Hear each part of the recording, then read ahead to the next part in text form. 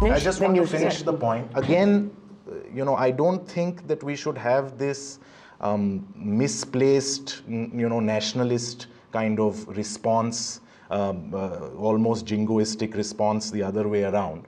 There's nothing wrong with learning from others. If somebody has dealt with an issue before you, because internet was more prevalent in another jurisdiction, and you want to see how they've dealt with it. And the irony is... But can we continue to learn from them instead of just picking out one thing? We have not. The irony is, and the problem with 66A, and I also think there is an issue, and there is a problem, there is a concern, is that this is borrowed in part and molded in part for India for whatever objective. It's not an exact copy of anything. What do you think the objective was? That now I'll explain. Now, the problem is that's really coming is with subsection... Can you borrow your book? Oh, please. I remember it also, but subsection No, go ahead. Subsection C. So there are three sort of sub-clauses to 66A. The first is any information that is grossly offensive or has menacing character. Now your reaction would be, well, grossly offensive is the wrong term to use. This is going to be misused, very possibly. And that's the problem that you face with 292, which is obscenity. That's the problem you face with 153A, which is promoting enmity between different groups. That's the problem you face with 295A, which is outraging of religious sentiments. All of these are misused. But the law... Misused by whom? Misused in the implementation by police, by lower courts, don't implement it in the way it should be. Therefore, people file complaints before a magistrate and summons are issued. So therefore, these laws are okay if they are...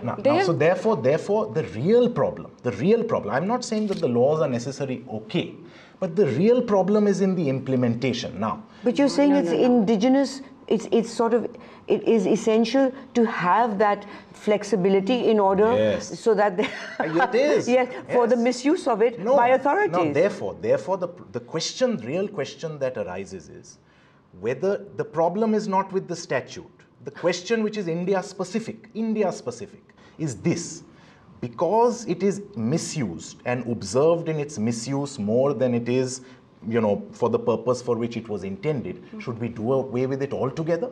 Is yes, that the yes, now, absolutely, yes. That's the you point. asked the now question. That's the and point. three of us say yes. I want to take a question. Let's just Mishi take it once. And sorry, I just wanted to answer your question on C. What C was intended for, if you see the standing committee recommendation, there were two sets of amendments, 2006 and 2008. A and B came in 2006, and they left this C for later. 2008, the C was intended as an anti-spam provision. But that... We need the government to... We can handle spam ourselves. It was anti-spam. Now, this is before the court. Let me suggest you a simple way to remove the problem, which the court can do. It's of course for the court to do, and it's been done.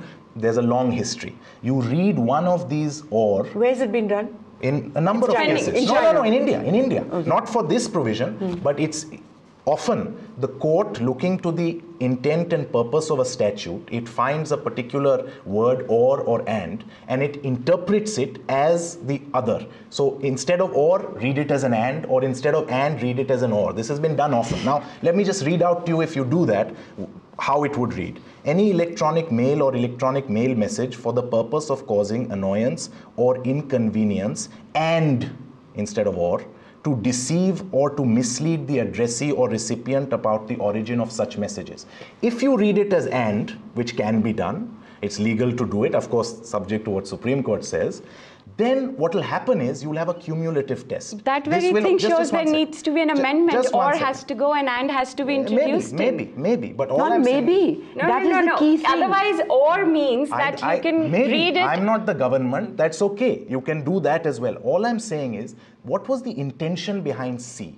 Intention was to shut a lot of people out. Anti-spam. That was the purpose. 66A is used for arresting people who are users who say something. Shouldn't be. 79 on the other side says, okay, if you don't tell us information about these people, also, if you don't take out anything these people have put up, which is Google, Facebook, which is Twitter, beyond reasonable restrictions. It's not constitutional. It says anything which is disparaging. Where in the Constitution of India, disparaging is a reasonable restriction on my free speech? I will take your I will take your safe harbor protection, which means Google, Facebook, Mr., all of you will have to face court time. You will have to pay probably some damages because contributory infringement will come into place. So we are now making you responsible because as a state, we will get really a lot of flack from people if we try to do that. Be inconvenienced. We will delegate private censorship to you, so we will get the companies from this side. So this is done from both sides. That is not even technically possible. Because the law gives the words in that sense. I think we are getting too distracted by the fine print of the law. Yeah, maybe.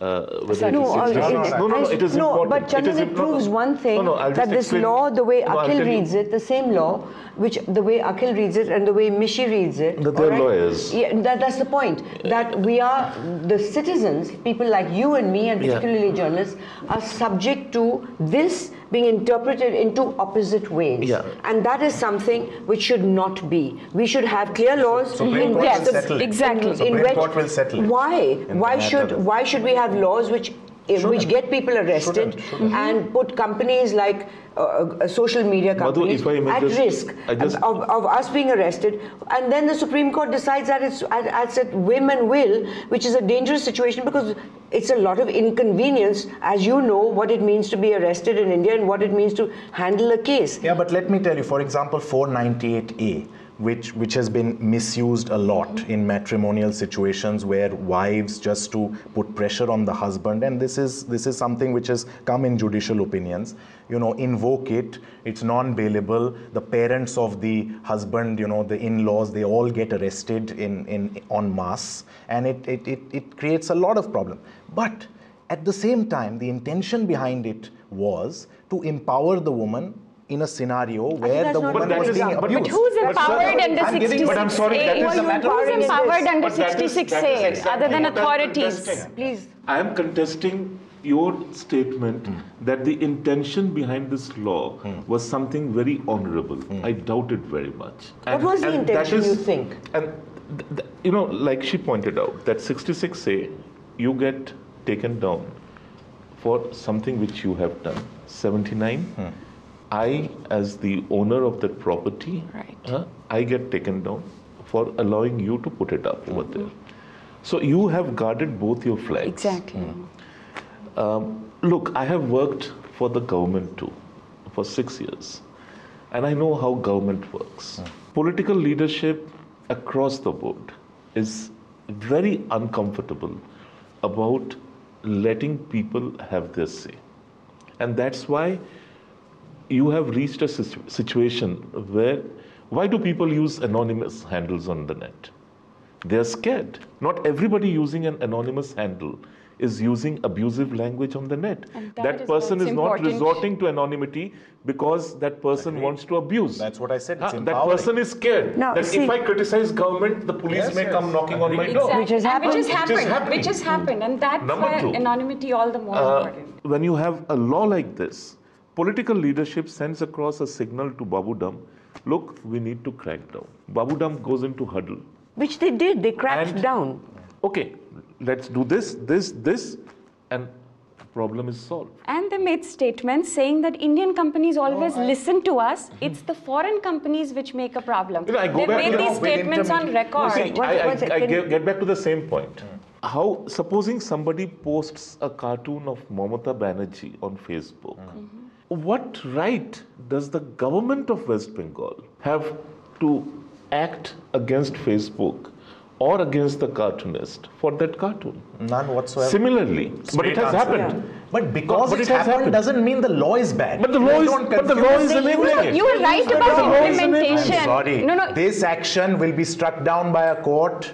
But then why? But later on, he has to go through the entire If this is the argument that because our laws are misused, do away with the law. No, that's the second part of it. No, if you have a law that can only be misused. Yes. If you look at... You were saying about the foreign companies. Have no such restrictions. So there is a committee of subordinate legislation which held a hearing to ask what is the problem with all of this.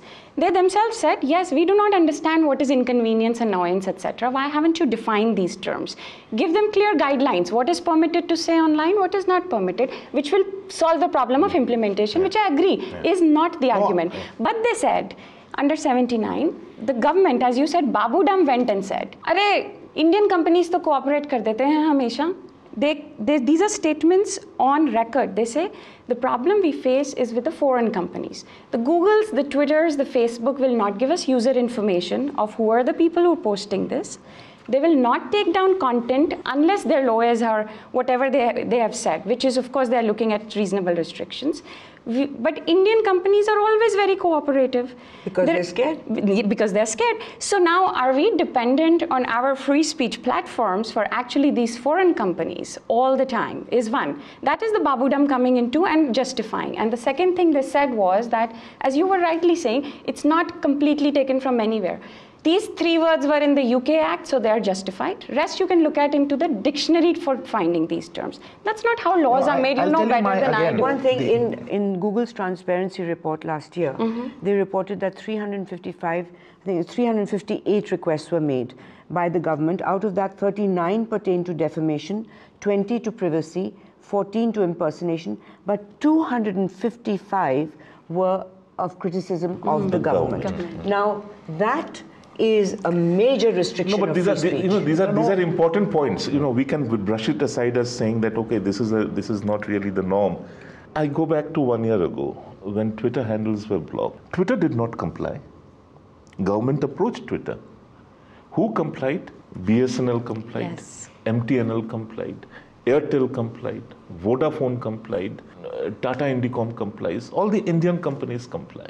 Again, as of this moment, so we're living the law says, and you would know that if the government wants to tap my telephone calls, they need permission from the Home Secretary, a signed permission. As of this moment, tens of thousands of lines are being officially tapped. I refuse to believe, and no sane person anywhere in this room will believe, that the Home Secretary actually sat and went through papers and signed each of those permissions. That's an impossibility. Why do telecom companies comply with the tapping? Well, they have changed their licenses. Now the terms of the licenses say exactly if you don't comply with the government's request for information. They're forced to. When you're talking about inconvenience, when you're talking about annoyance, these are privacy issues. Really, that is how it began. If you go back to British law, annoyance, inconvenience, like I intrude into her privacy or her privacy or your privacy, you can definitely haul me up for that. Yes. But what about my privacy as a citizen?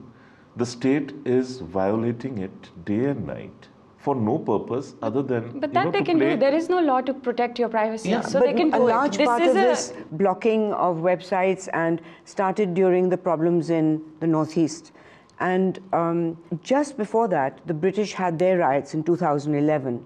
And there was a committee formed where they were told to examine whether the social media helped in spreading the riots. And they did come up with a report that yes, in many ways the communication helped. But in the end, they said there should be no restriction on social media communication because they said viral silence may be more dangerous, has more dangers as viral noise. No, so therefore, what all I'm trying to say. So I think we've convinced you that you will support. No, I didn't need any convincing. My point is slightly different. I'm not a defender or proponent of 66A. You're a lawyer. No. So I'm a lawyer. You can argue both sides. If I hired you tomorrow to defend me if I was arrested on Section 66A, you will argue both sides. You would switch immediately. I hope I can argue both sides. I'm sure you would. But my own personal view, and when I argue in court, it need not be my personal view. I argue for my client. But my own personal view is that the problem with 66A is that, as I said, I'm not as worried, though I do think some of the language is loose, it is ill-advised, it's inelegant, and there's lack of clarity.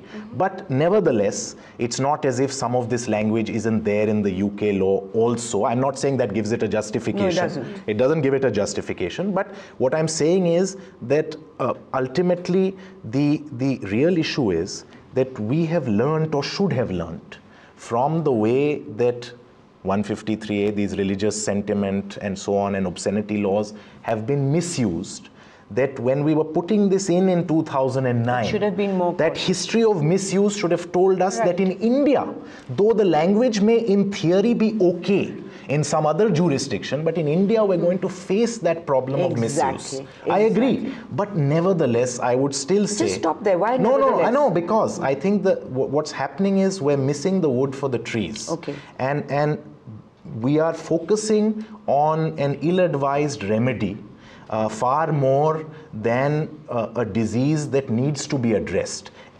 Apart from Which is the disease? What are the trees? Yes. Apart from 66A, we are today in an environment of under-regulation as far as the internet is concerned, not over-regulation. It's under-regulated. No. Absolutely. What would, give me one thing that you would regulate seriously. Obscenity, communal rights, everything is done. One second. What's left? It's under-regulated for the reason that for instance, you're facing a problem like with intermediaries, and again, the solution may have been worse than the problem, but the problem is this: when something happens which falls foul of the law, and let us assume for a moment that we all agree that it falls foul of the law. There's some line drawn, let's say it's child pornography. Something like that, right? Some extreme end of the spectrum. When you try to take action, the intermediary says, I'm not responsible. No, they respond. No. For child pornography, there's response. Let me finish. No intermediary. It's an example. The intermediary says, this law says if I wasn't actively involved in obscenity, they are. Please answer. No, they will once you complain. They have, for example, they're or not they may. Supposed. So there is 72 hours of video uploaded every minute on YouTube. That's right. Do you expect, like China, to have 100,000 people looking every video to see? My God, there's a child pornography. You've made my point for me. No, so we are facing. But there is a lot of. But if someone complains, then sorry. I'm not. Madhu, there is a little bit of. Just let him finish. Just let me make the point. There's a lot of self-regulation also. So now, because I can immediately flag, like with the media and television media, a lot of self-regulation. No, I can immediately flag a video or any content. Yes, correct. Saying that this on is, YouTube. Or you may not. Or you may not. So, no, but most people do. So, come on. No, if there's child pornography, they people do. Let's pull up a computer now and let me show you what's out there and that it falls foul of every known law in India. No, but you delete anything that comes to you that is obscene. Look, what's the issue? It didn't damage me for the rest of my life. It's not so easy. If you... But it is, No, it isn't. If you take it too seriously, all this pornography... You can write to an intermediary and respond for pornography. Madhu, in case we are winding up... Yes, we are winding up. So last words, Akhil. No, you okay, see, last words here. Lawyers are in love with law. I mean, their lives would be meaningless if there weren't laws to... You pathetic too. interpret. Get a life. And get obsessed with and or and maybe, I'm redeeming myself with a non-profit. Now, the point is, yes, we need an IT Act because even the trade would want certain amount of... For e-business. For certain amount of structured law in place. As far as I am concerned, 66A must go in toto. 79 as it exists must go. There should be a proper powered group with participation from stakeholders, whether it is those who own the platforms or those who use platforms. Let there be political participation and let there be bureaucratic participation and legal participation. Let people like him be on that committee and her and revise the entire IT Act, bring it up to times.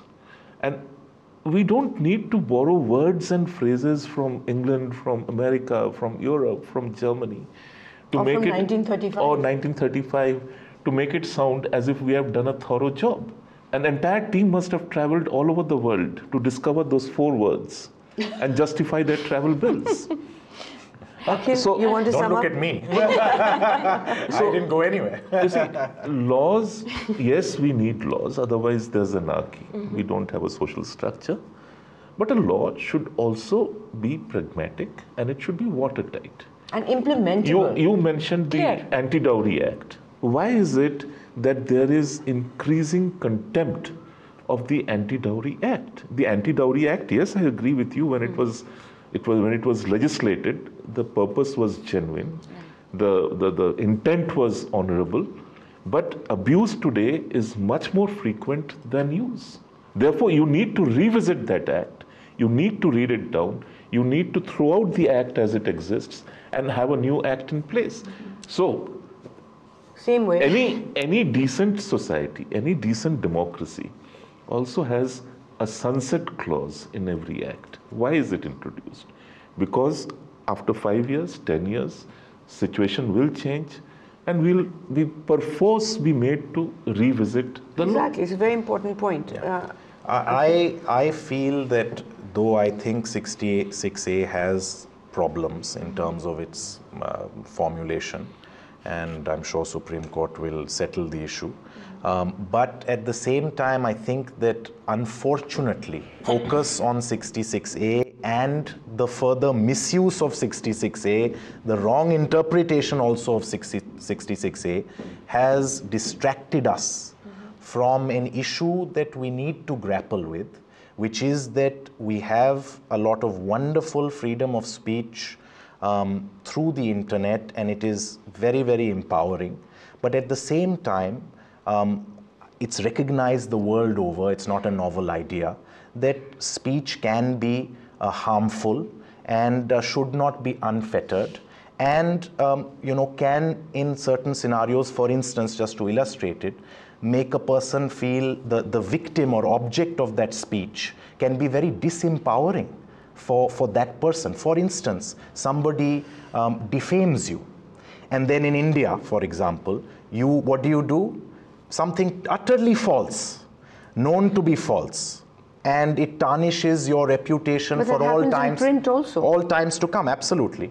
You go to court, and it takes you 10 years to get a result on your defamation suit, with maybe some paltry sum of money, or if you go for criminal defamation. Does this help that person? Now, therefore, there's no change in this. This only helps the authorities. Now what is happening is, this law only helps the authorities. It does not help a person who feels defamed. Internet has thrown up, unlike speech in print and on television, a whole new set of problems, including with regard to controlling matter, which does fall foul of the law by all accounts. And Mishi made the point for me. She said, if 72 videos are downloaded in 10 seconds, can anybody pre-screen it? No. Therefore, is the sequitur, therefore leave it unregulated? Maybe that's the people sequitur. Have a problem, or they can write and there is a solution. By then it is you often too late. You are asking about pre-censorship. It is often too late by then. But that means pre-censorship No, I'm not giving the answer. What I'm saying is the discussion we should be having is, and the more useful one, is what should be the alternative to this. But the discussion is only, this is bad, this formulation is bad, government is after us, let's throw them out. You are right. Yes. This is our first debate of 6 series. Hopefully the next. Yes. So we will end up with a solution. Please do. And hopefully you will come for that debate, which is the final one, where we will present us a white paper and a solution. And that's the more difficult that should replace this issue. But right now we're trying to grapple and understand what this means to the average internet user. And as you know, the arrests that have taken place have been really a misuse of this law, and also bringing Google, Facebook, Twitter into the game and making them responsible when it is technically, as she said, impossible to monitor that kind of thing. Mishi, round up. Just your last words. I want to say that first, just 3 points actually. First thing, okay, 66A you did not discuss, you did not have time, you did not get stakeholders. 79, when you came up with the rules, you come up with unconstitutional wide rules, where you say anything which is disparaging, grossly harmful, which is not, of course, anywhere defined. And you discuss it with people, or at least you pretend to discuss, and still the rules are still there. The government is trying to have a discussion, but nothing has come out. People have expressed what difficulties they are facing. The small medium enterprises are saying, like the petition in the Supreme Court, a guy runs a website for reviews. Every day he gets various police phone calls and and legal notices under Section 79.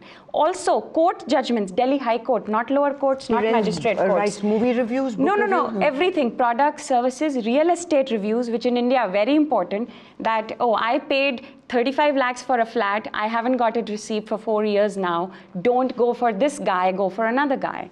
And when he does not remove that, then he is supposed to be dragged to court. He has to suffer all these things. He says, so if I clean it up, an antiseptic website, who's going to come to my website if it's all positive reviews?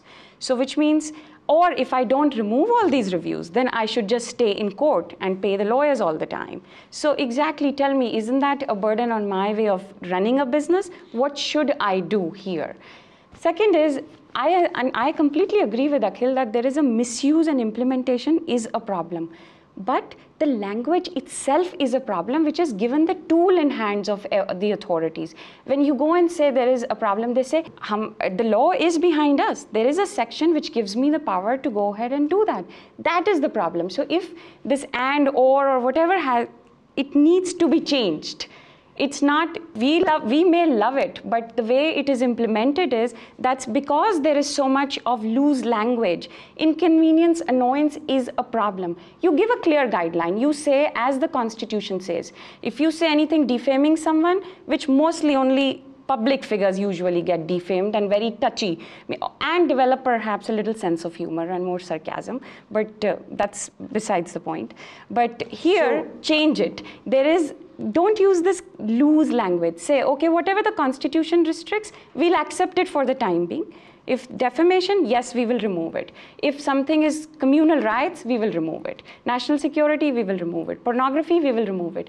Other than that, if I'm disparaging someone, you want to say, she was an idiot, said something, wasted my time, I should not have a right to tell a police guy, take an action against her, or have a tool in my hand, or blame Facebook and say, what Madhu said about me has to be taken down because I am so important and this is so disparaging. Don't give those tools so easily in the hands of people we know will misuse it. That's what I would say. So we're actually in agreement, even Akhil has agreed that these amendments and the Act itself needs to be re-looked at, needs to be re-examined, and maybe the word should be changed so that it is more specific and it is not that prone to misuse as it has been in the last 2 years.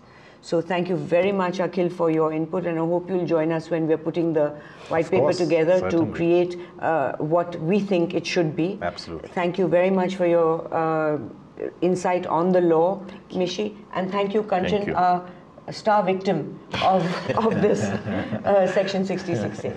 If you have any ideas, opinions, or any disagreements on this discussion, please write to us at our website. We'll be happy to respond. Thank you.